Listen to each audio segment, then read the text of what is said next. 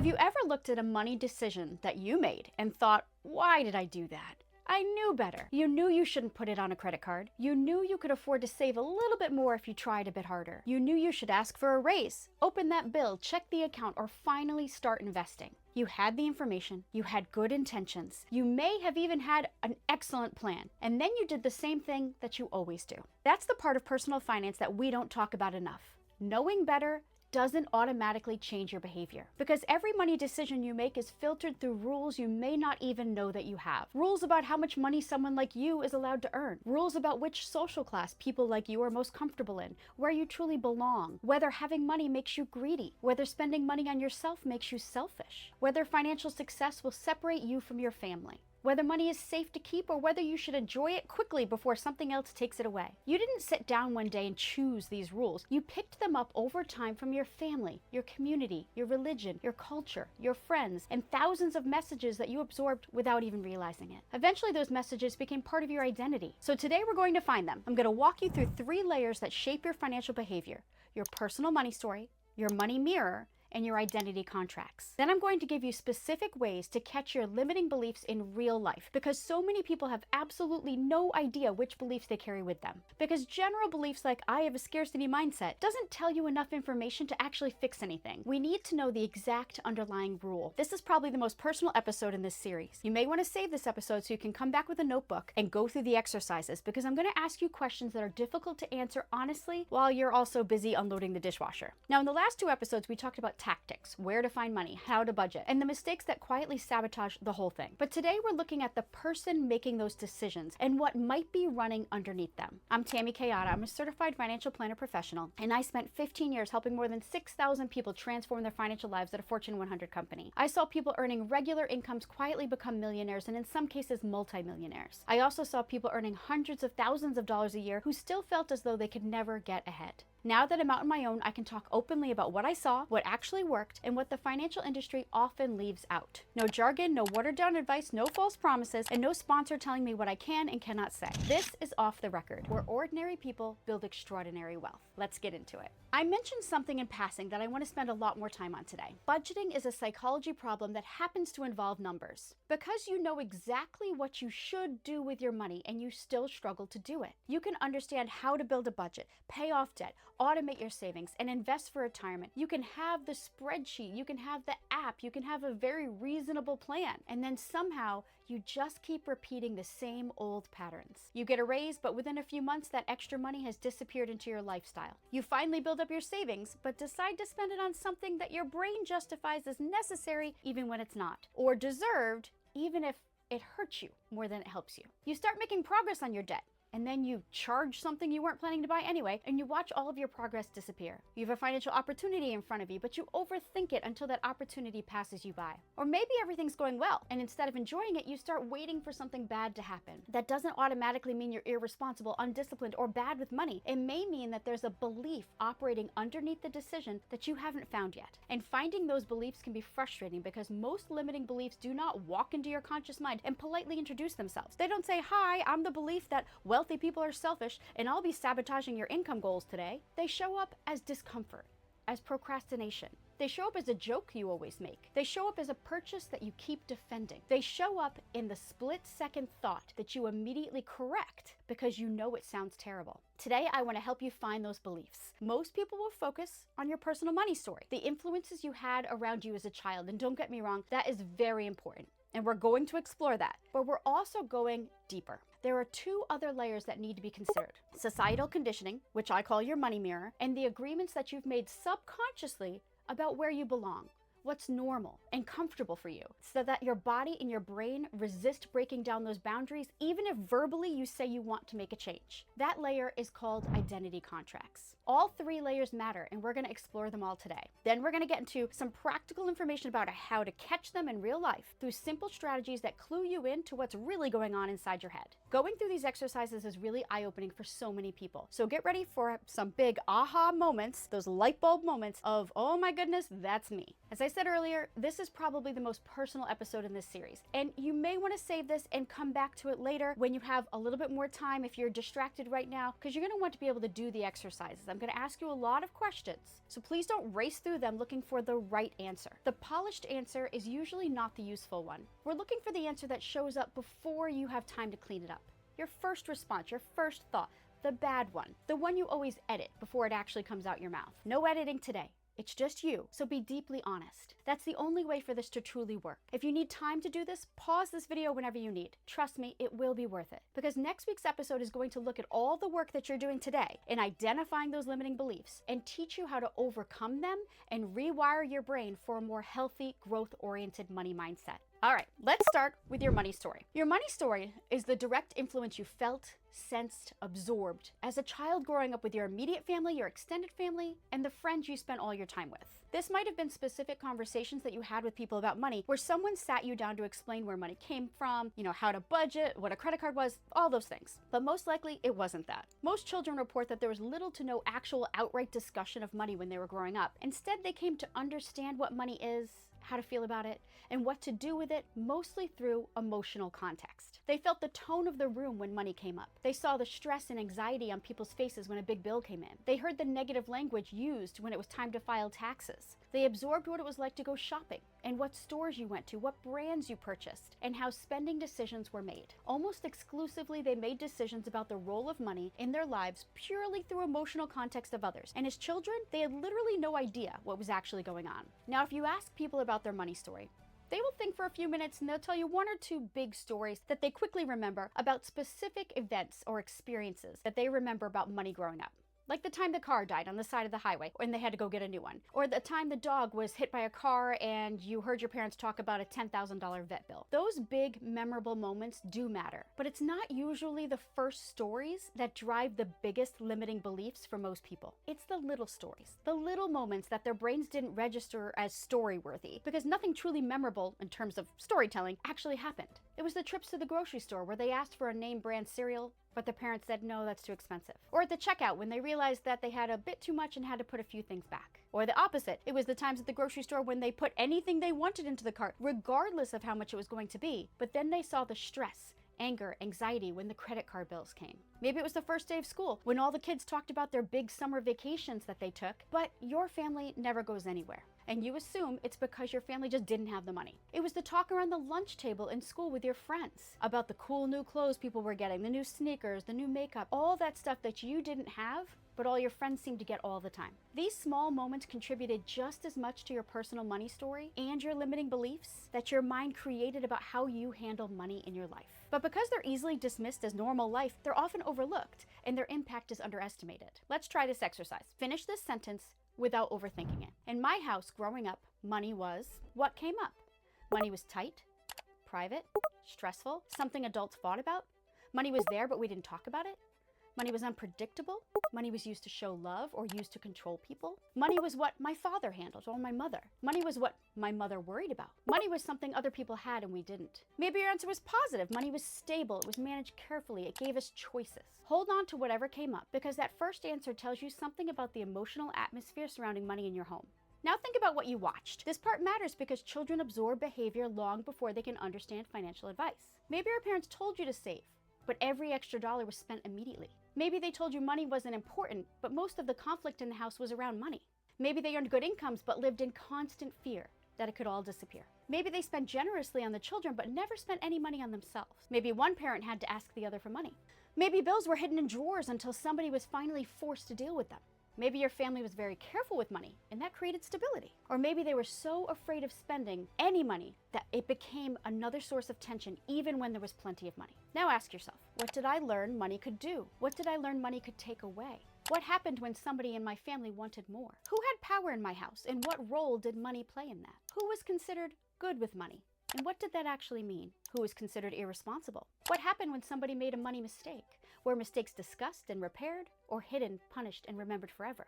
Those experiences become part of your personal money story. We're going to dig deeper into tools that you can use to draw out more of your limiting beliefs connected to your money story a bit later. But before we do that, let's talk about the second one, the role of societal conditioning and your money mirror. No one lives in a bubble.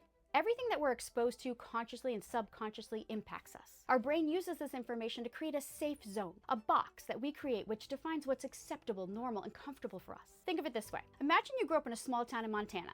Then consider a second person born and raised in New York City. Do those two people have the same idea of what life is supposed to look like? What type of homes they lived in, vacations they take, clothes they wear, cars they drive, social media they consume, religious exposure, political beliefs they hear talked about in the community, economic situations they see? What is normal for them is not just what they learned from their personal money story, but it also considers the influences all around them from the environment they are in. This part is so important. What your brain has categorized as normal sets your comfort zone and your boundaries for success and failure. And your brain is designed to keep you in that comfort zone. It actively works to keep you there so that you avoid that uncomfortable feeling. Your brain likes predictable, repeatable patterns. All of those keep you locked up in that tidy box of normal and of comfortable. So if you see a life of wealth and abundance that you don't currently have but you want for yourself, but your box from societal conditioning says, nope, not for people like me, then it will actively work to keep you in that box right where you are. It leads to those thoughts of self-doubt when a new job opportunity presents itself. It holds you back from starting that new investment account because you don't know how to invest. It has you downplay or dismiss any suggestions from others about ways to improve your financial life. It tries to dismiss all those ambitions, those hopes and dreams of a better life that could be possible, but it requires you to step out of that comfortable box. Your brain says, wait a minute, are you sure you want this? It's so nice and comfortable right here where we are. You belong here. Stay here. It's easier. No risk of getting hurt here. No risk of losing anything. It's not worth the risk. Stay where you are. And most people listen to it. We all know this to be true, but what most people don't really focus on is the depth of how these factors impacted their financial beliefs and habits, and how much they can hold you back from achieving your goals without you even knowing it. Now, I created an exercise called the Money Mirror to help you identify the true impact of societal conditioning on your life. The Money Mirror helps you identify the different groups and influences that you have had in your life and links that to how you live your life now. Think about the place where you grew up. What counted as doing well there? Was success celebrated, questioned, or mocked? Did people admire anyone who became wealthy or assume they must have done something dishonest to get there? Things like, oh yeah, they got rich because they will do anything to anyone to get ahead. Was leaving your hometown seen as growth or as thinking that you were better than everybody else? Did you hear comments of, oh, look who's too good for our hometown now, just because someone bought a nice new car? What did your religious community teach about wealth, generosity, sacrifice, and wanting more? What did the movies and the television shows you watched teach you? Who was usually rich? The villain? The cold absent parent? The shallow woman carrying the expensive handbag? The ruthless businessman who destroyed everybody around him? And who was presented as morally good? The hardworking person who struggled constantly but had a heart of gold? That no matter what they did, how hard they worked, or how good they were, they could never get ahead? Those stories repeat so often that we stop noticing the pattern. Today's social media adds another very strange layer. Your algorithm can make a tiny slice of the population look completely normal. If you watch enough luxury travel content, suddenly it feels like everybody's flying business class around the world except you. If you watch enough extreme frugality content, buying a coffee can start to feel like a moral failure. If you watch enough investing content, it can seem like everybody your age already has 7 figures. Your brain is forming its picture of normal from information that was specifically selected to keep you watching. That's worth remembering the next time you look around online and decide that you're behind. Now, I want to introduce an exercise here that's very uncomfortable for a lot of people. It's called the Wealth Avatar. Take a few seconds and picture a rich person. Don't choose a specific celebrity or someone you actually know. I want you to build a fictional character. Are they a man or a woman? How old are they? What are they wearing? What do they drive? Where do they live? How did they get their money? Did they earn it, inherit it, marry into it, take advantage of someone to get it? Are they warm, trustworthy, generous when nobody's watching?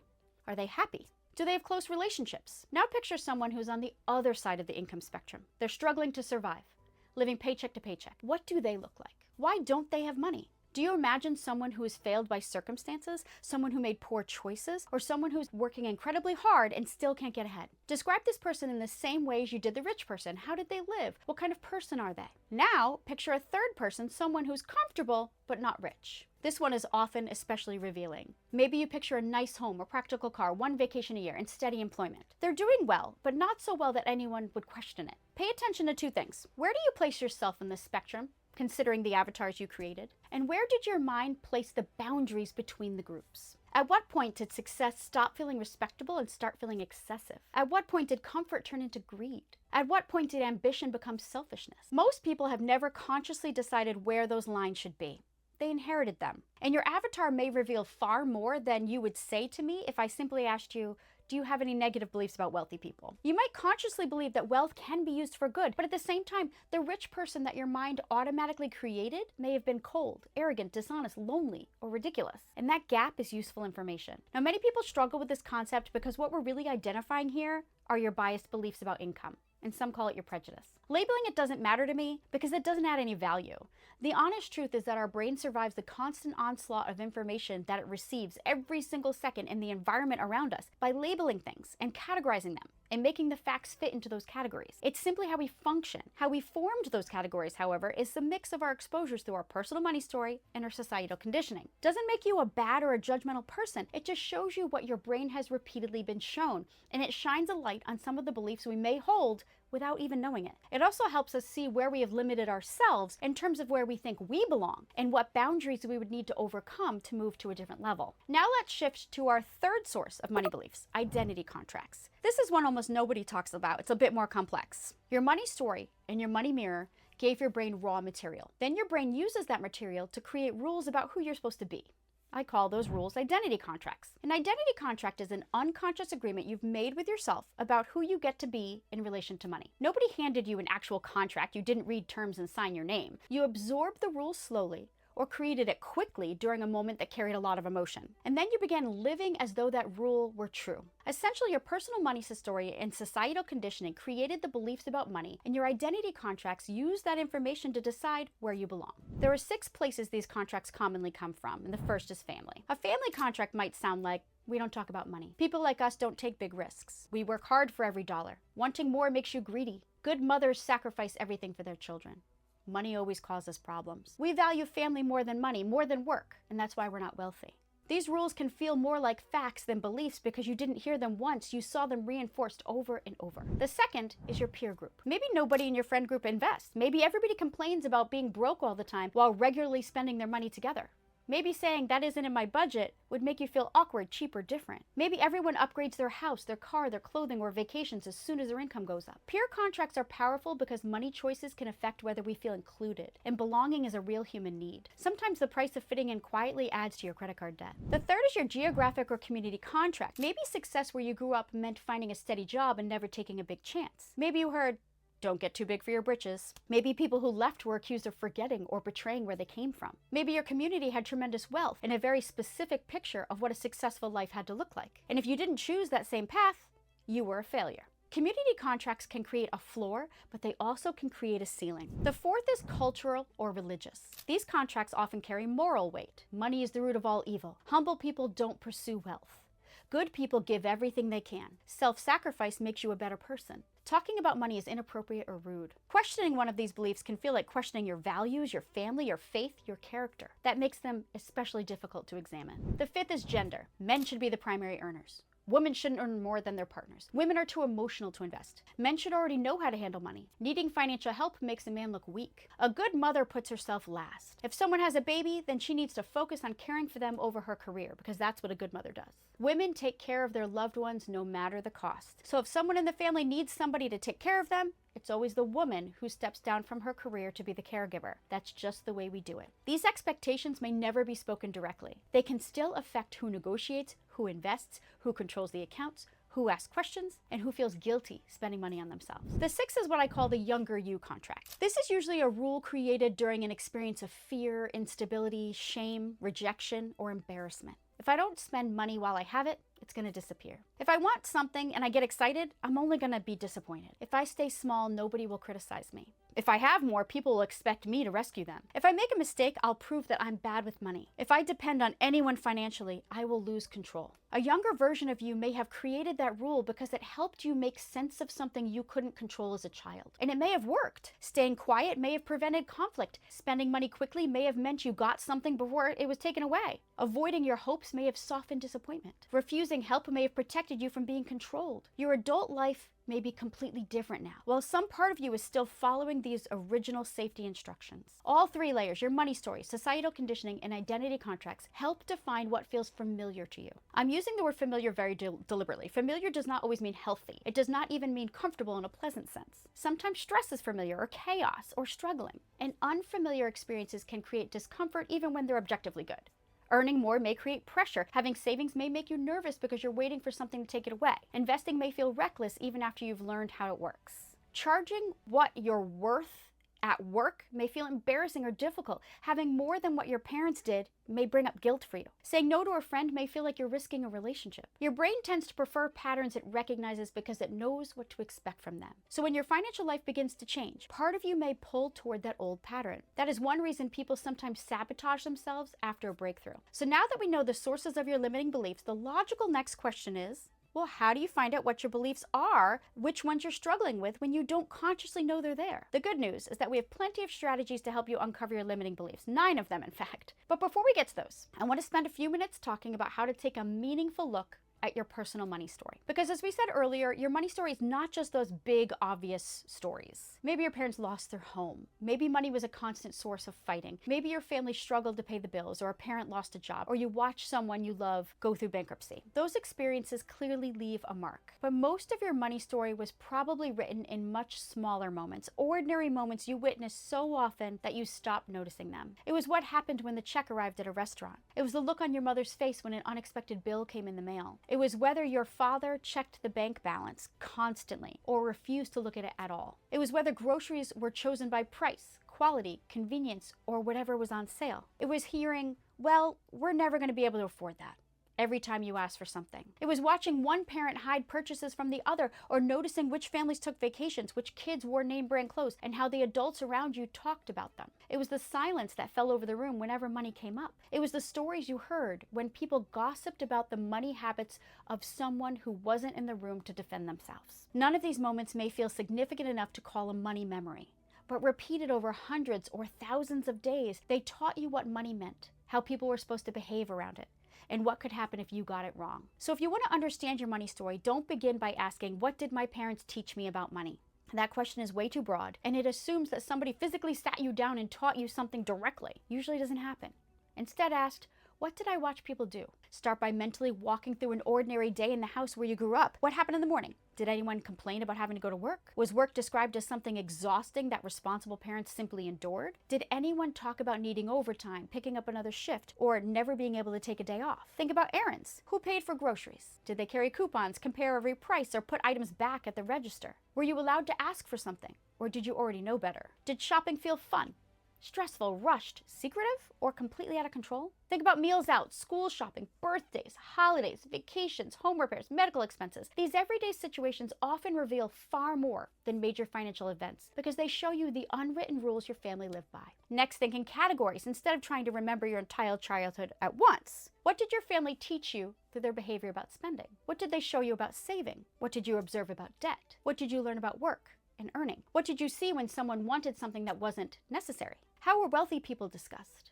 How were people who struggled financially discussed? Who was allowed to enjoy money, and what were they expected to sacrifice? What happened when someone made a financial mistake? This is when the details begin to surface. Maybe you remember that your mother would spend freely on everybody else but feel guilty about buying herself something. You may have absorbed the idea that a good mother puts herself last. Maybe your father worked every weekend and was praised for being such a hard worker. You may have learned that income only counts when it comes with exhaustion. Maybe your parents were financially comfortable but never spent money on enjoyment. You may have learned that money is something to protect, not something you're allowed to use for fun. Maybe one parent earned the money and used that as a reason to control every decision of the other. You may have learned that earning gives someone power, or that financial dependence is dangerous. Maybe your family lived paycheck to paycheck, but Christmas was enormous every year. You may have learned that love is demonstrated through spending, even when money isn't there. Maybe your parents never argued about money. It sounds positive until you realize they never talked about it at all. You may have learned that money is private, uncomfortable, or something you're simply supposed to understand without ever being taught. Pay attention to contradictions too, because families are full of them. You may have been told to save money, while watching the adults around you spend impulsively.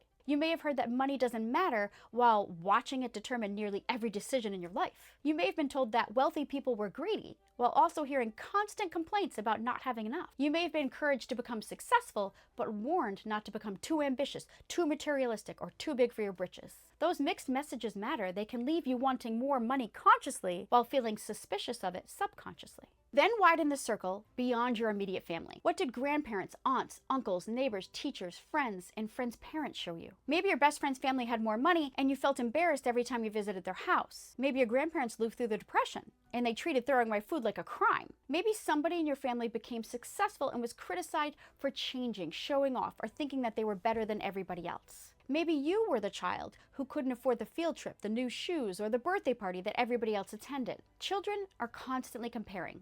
Not because they're shallow, but because comparison helps them understand where they fit in. You were noticing who had money, who didn't, how each group was treated, and which group felt safest to belong to. Another helpful technique is to revisit the places where those memories actually happened. Not physically, but picture yourself standing in your childhood kitchen. What conversations happened around that table? What happened when bills were opened? Who sat where? Who made the decisions? Picture yourself in the grocery store, the family car, the mall, a restaurant, your grandparents' house, or a friend's house. Memory is often connected to location. Asking yourself to remember your childhood may give you very little, but mentally stepping into a specific room can bring back details you haven't thought about in decades. You can also move through the year over time. What happened at Christmas? Before school started, during tax season, when the heat bill arrived, when someone needed braces, when the car broke down, when vacation plans were discussed. Money patterns often become most visible when regular routines are interrupted. As these memories come up, don't just record what happened, ask what the younger version of you may have concluded from it. This part is important because two children can witness the exact same event and create completely different beliefs. If your parents argued about a large purchase, you may have concluded that spending money causes conflict, but your sibling may have concluded that you need to earn your own money so no one can control you. If a parent lost a job, you may have learned that income can disappear at any moment. Someone else may have learned that employers can't be trusted. Another child may have decided that being successful means never depending on anyone. The event matters, but the meaning you give the event is what became part of your money story. For every memory, try completing these sentences. What I saw was, what I felt was, what I decided it meant was, the rule I may have created was, I can see that rule showing up in my life now when. Now that final sentence connects the past to the present. Maybe you watched your mother panic every time she spent money on herself. Today you earn a good income, but you agonize over every personal purchase. Maybe your family admired people who worked constantly. Today you feel guilty when money comes easily or when you take time off. Maybe financial mistakes were met with criticism or shame. Today you avoid looking at your accounts because every number feels like a judgment of your character. Maybe your parents saved everything just in case. Today you struggle to spend even when you know you have more than enough. Maybe your family spent money the moment it arrived. Today, a growing savings account makes you restless and you start looking for something to buy. This is how you uncover the true impact of your money story. You stop looking only for dramatic memories and you start looking for repeated patterns. Then you identify the rule that you created from each pattern and trace where that rule is still running your life. And as you do this, pay attention to your body. Which memories make your chest tighten? Which ones make you feel defensive? Which ones bring up embarrassment, anger, sadness, or guilt? Which questions make you want to say, that wasn't a big deal, and move on quickly? Your body will sometimes recognize the importance of a memory before your conscious mind does. That doesn't automatically mean the belief you formed was accurate. It means something about that experience still carries emotional weight. Now, the goal here is not to blame your parents or put your childhood on trial. The adults around you had money stories of their own to deal with, built from what they witnessed and what they survived. Most of them were doing what made sense to them based on the beliefs they carried. The goal is to identify what you absorbed before you were old enough to even question it. Because once you see the old rule clearly, for example, money must be hard to earn, spending on myself is selfish, having more will separate me from my family, one mistake can ruin everything, people with money cannot be trusted. Once you learn those, once you understand what you're feeling, you can finally ask whether that rule is still true, whether it belongs to you, and whether you want it making your financial decisions today. Okay, now let's turn our attention to the 9 strategies to identify your limiting beliefs. The first tool is your first honest thought. This is the thought that appears before your reasonable, socially acceptable brain edits it. Imagine someone you know tells you that they just doubled their income. What is your very first thought? Good for them, maybe your official answer, but was there something right before it? Must be nice. They got lucky. I wonder who helped them. They're probably never home. They've changed. They think they're better than everyone now. That first thought may reveal what your brain believes increased income costs a person. Now imagine that you doubled your income. What's the first uncomfortable thought? My family will expect me to pay for everything. My partner will feel threatened. I won't be able to handle it. I will have to work constantly. People will judge me. I'll probably lose all the money anyway. Do this with other financial situations too. Imagine having no debt. Imagine 6 months of expenses sitting in your savings account. Imagine retiring early. Imagine telling your friends you aren't joining an expensive trip. Imagine charging twice as much for your work. Imagine becoming the wealthiest person in your family. The goal is to catch the sentence before you start explaining why it isn't really what you meant. Write it down exactly as it appeared. Don't try to fix it or change anything yet. That is not the goal for today. Today we are just identifying those limiting beliefs. Your second tool is language. Your beliefs leak into your everyday words, especially the phrases you repeat without noticing. I'm just bad with money. I could never afford that. I'm not a numbers person. Money burns a hole in my pocket. I always mess this up. I'm too old to start. I deserve it. You only live once. I'll worry about it later. People like me don't have that kind of money. I'm never going to get ahead. These may sound like harmless expressions, but repeated often enough, they become instructions about who you are and what you expect yourself to do.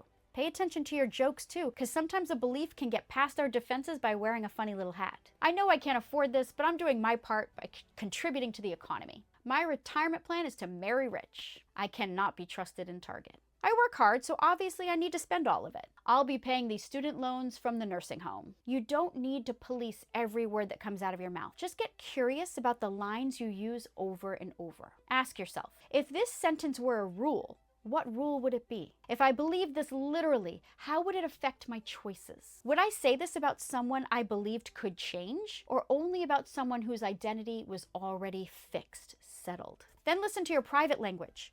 What do you say to yourself after a mistake? That was a bad decision. Leaves room to make a different decision next time. But I'm an idiot turns a decision into an identity. Notice the difference between describing something you did and defining who you are. Your third tool is your body. Sometimes your body reacts before your mind can put the feeling into words. Open your banking app.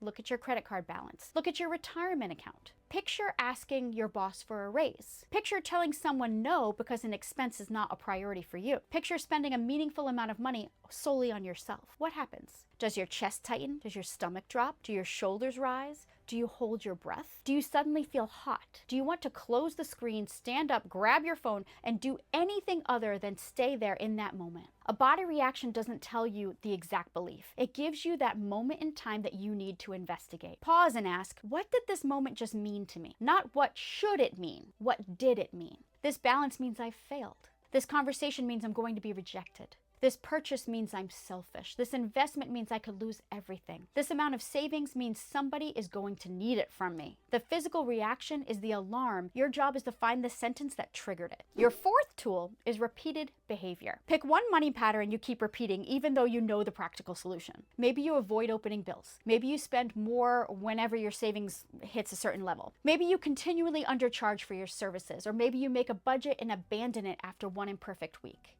Maybe you agree to expenses that you resent because saying no makes you feel worse. Maybe you research investing endlessly but never open the account. Instead of asking, why do I keep doing this? In a frustrated way, ask, what does this behavior help me avoid? What feeling would I have to experience if I did the financially healthier thing? If I change this behavior, what might happen next? This is where people often find the real fear. If I open the bill, I may need to admit that I need help. If I keep the savings in my account, my family may think I have money available and I'm going to have to deal with all the drama of them asking me for it. If I charge more, somebody may say, no, you're not worth it. If I finish the budget, I may have to make choices I don't want to make about my spending. If I invest and it doesn't work out, I will have to admit that I make bad financial decisions. Procrastination often has a job. Find out what job it's doing in your life. Your fifth tool is emotional intensity. Pay attention anytime your emotional reaction feels bigger than the financial event in front of you.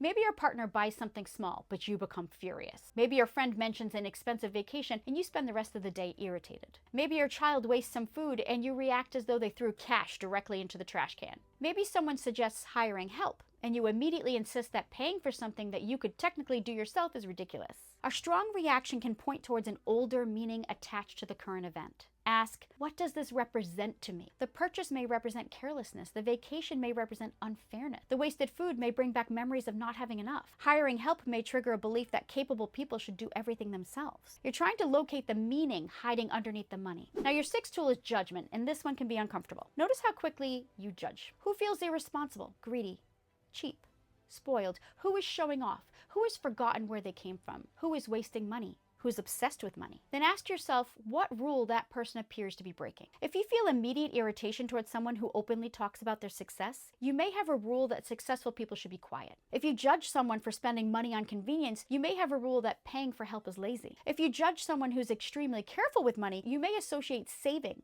with deprivation. Judgment doesn't always mean you secretly want what somebody else has. Sometimes people really are behaving badly, but if the reaction is immediate, intense, or repetitive, it's worth examining. Envy can be useful here too. Envy is often treated like something shameful, but it can contain useful information. Ask, what does this person have that I wish I gave myself permission to want? Often what you actually want isn't the specific item at all, but really what that item represents in their life. Maybe you don't want their house, but you want the stability it represents. Maybe you don't want their business, but you want the freedom to control your schedule. Maybe you don't want their income, you want to stop worrying. Now, the seventh tool is the because exercise. Take a financial goal and add the word but. I want to earn more, but. I want to pay off my debt, but. I want to start investing, but. I want to follow a budget, but. I want to feel financially secure, but.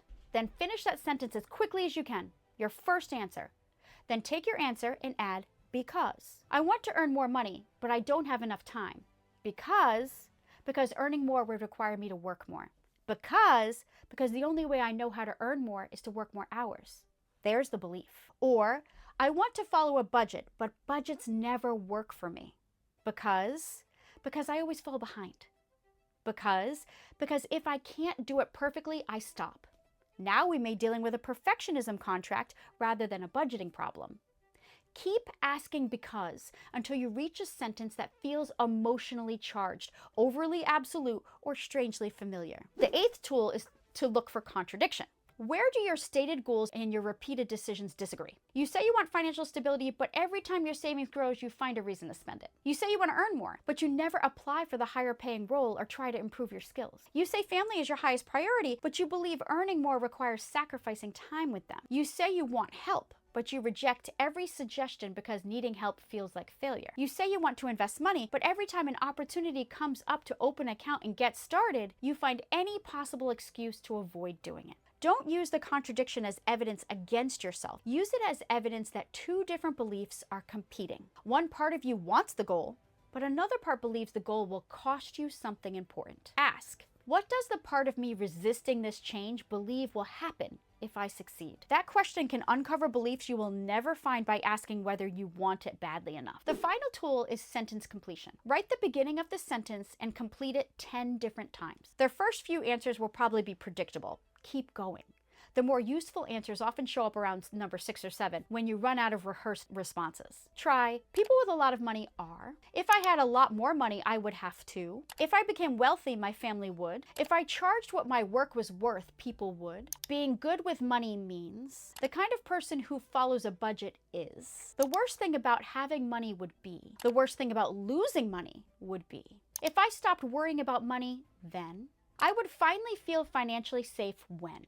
Now that last one is especially important. If your answer keeps moving, when I earn more, when I pay off the house, when I have $1 million, there may not be a number big enough or capable of creating the feeling you're asking money to provide for you. Once you find a belief, don't stop at a broad label like I have a scarcity mindset. Again, that phrase is too big and broad and it gives you nowhere to go. Name the specific rule. I have a family contract that says responsible people never spend money on themselves. I have a peer contract that says no to an expensive plan will make me difficult or boring. I have a gender contract that says I shouldn't earn more than my partner. I have a younger you contract that says money disappears, so I should enjoy it before it does. Then trace it back. Where did I learn this? Who modeled it? What did this belief help me avoid? What has following this belief cost me? Does it describe my life now or an earlier version of my life? You're not trying to put your family on trial here. Most parents passed along what they had been taught. Most were doing the best they could with their own fears, their own circumstances, and their own level of financial education. Remember, no one in history has ever had better access to information and opportunity in life than we do today. We cannot judge people from the past, comparing them to the people living today. All right, understanding where a belief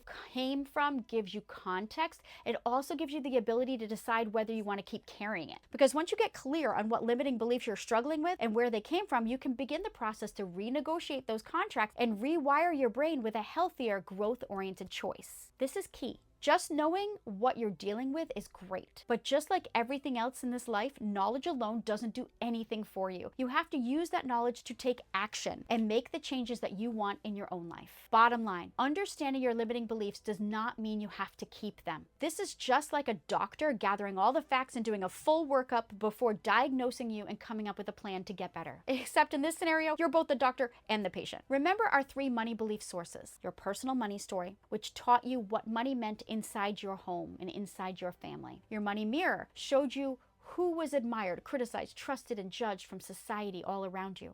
Your identity contracts turned those lessons into rules about who you were allowed to become. You didn't consciously choose every rule you learned. You do get to examine them now. So this week, listen for the first honest thought. Notice the sentence you keep repeating. Watch what your body does. Pay attention to the behavior that doesn't match the future that you say you want. Then go looking for the contract underneath it. And next week, we will use all of this information that we've learned about ourselves to begin the process to rewire your brain for success. It's not an easy process, but it is worth the time and the effort. I've seen this work absolutely transform lives, and it can for you too. Give it a try and watch what it does. Until next time, keep learning, keep growing, and keep building the life you actually want.